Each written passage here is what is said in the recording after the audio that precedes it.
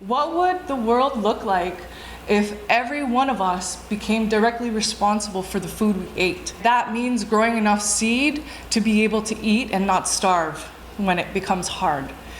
And the issue that I face in Karonhiatakwen on the little piece of land that I have is soil contamination, because now more than ever in Karonhiatakwen we're experiencing a lot of outside dumping companies come in because we have no regulations to protect the environment. In Karonhiatakwen we're about 60 years behind on everything.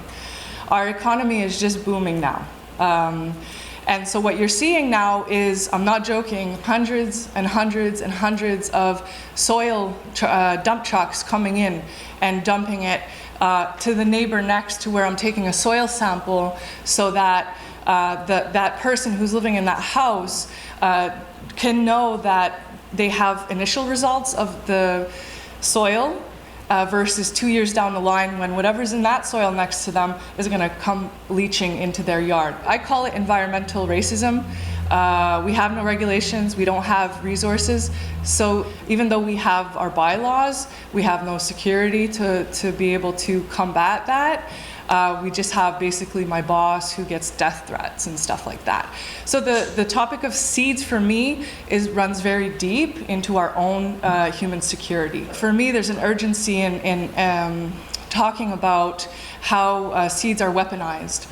And so it's basically like we're seed warriors, growing our own food and holding on to that connection to one of our relations.